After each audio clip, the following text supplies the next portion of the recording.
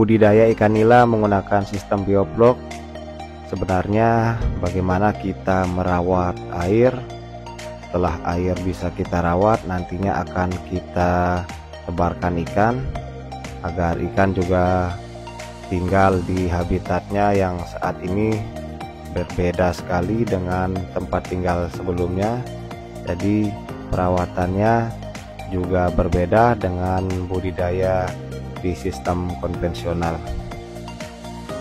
Kebutuhan pakan yang tidak terlalu banyak dan waktu budidaya yang singkat menjadi salah satu alasan kenapa harus berpindah ke kolam bioblok di awal-awal usaha saya.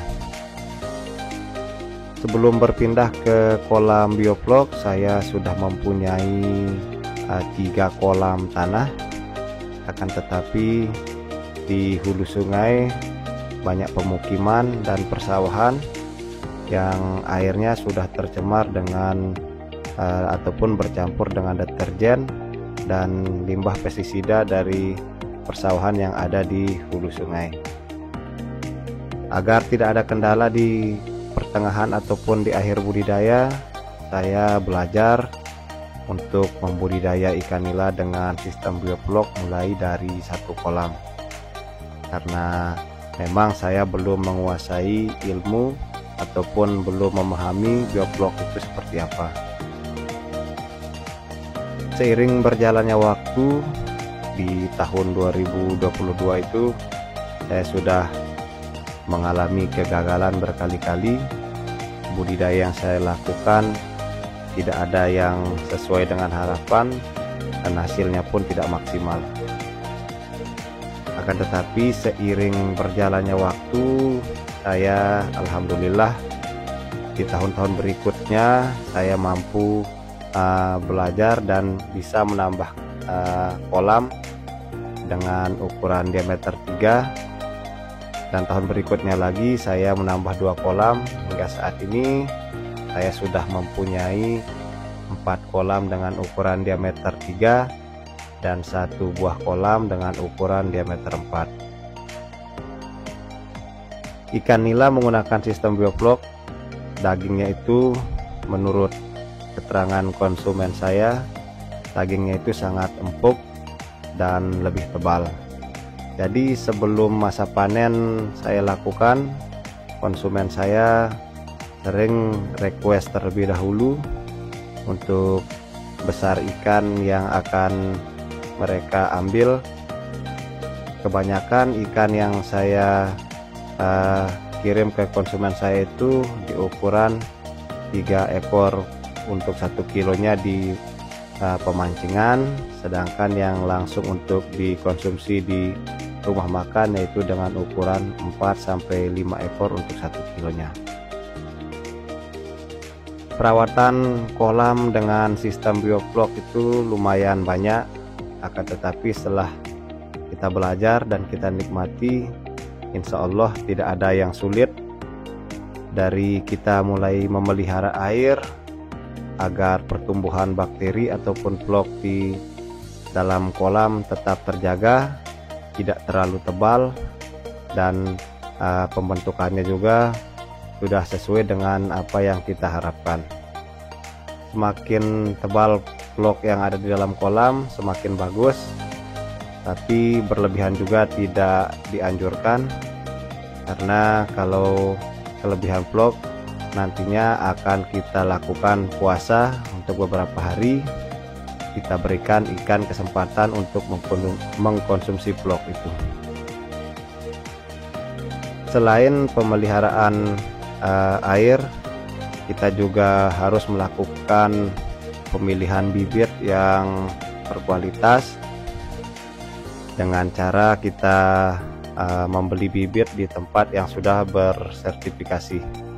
Salah satunya di Balai Benih Perikanan. Untuk urusan bibit saya serahkan langsung seperti yang saya sebutkan tadi. Setelah saya beli larva, saya besarkan dulu di kolam tanah beberapa bulan. Untuk waktu budidaya di kolam tanah saya sesuaikan dengan panen yang ada di kolam bioblok. Setelah panen di kolam bioflok, nantinya akan saya pindahkan lagi ke sini ke kolam pembesaran kolam bioflok. Tebar padat merupakan hal yang paling luar biasa menurut saya, dimana dalam 1 meter kubik mampu kita membudidaya ikan dari 90 ekor per kubiknya hingga 110 per meter kubik. Kita sesuaikan dengan aerasi yang kita gunakan.